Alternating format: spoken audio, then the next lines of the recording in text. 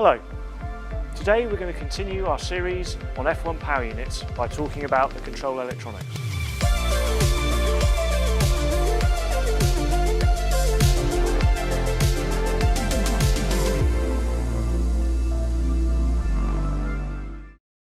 There are actually two control electronics as part of an F1 power unit, the control electronics K and the control electronics H.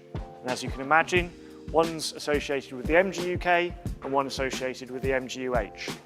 What the control electronics does is take the energy from either the K or the H in the format that it's presented and convert it into an energy format that can be stored in the batteries. And then it can do exactly the opposite. Take the energy storage format of the battery and convert that into the energy that the MGU-Ks can use to then deploy that energy. Unlike many other elements of the PU, the driver is only allowed two control electronics, but it is the same that if you use more than those two, you will take a grid penalty. The control electronics is the top half of this module. We call it the ERS module, and as you can imagine, with the engine at the back of the tub, it's actually underneath where the driver sits.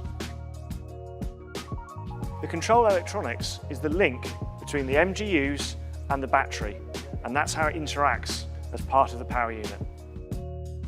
In order for the control electronics to work, there is an awful lot of processing going on, and there must be a huge amount of processing power. The processors in the control electronics are making millions of calculations every second.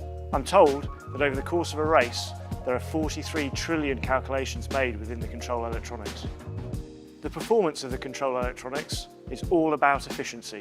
You want every single bit of energy that comes from the power unit to be stored in the battery, and every single joule of energy that's in the battery to get back to the power unit. You don't want any of that energy wasted. So control electronics, it's all about the efficiency of that conversion.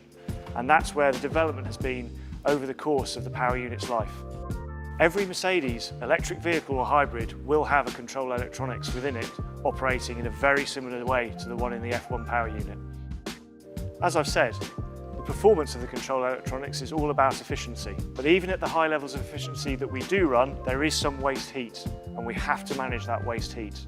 To do that, we use PETRONAS tutela, which takes the heat from the elements that are creating it to a radiator so that it can be cooled. The control electronics makes up the top half of this ERS module, with the battery in the bottom half of the module.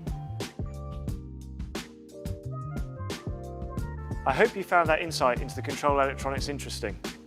In the next episode, we'll talk about the energy store.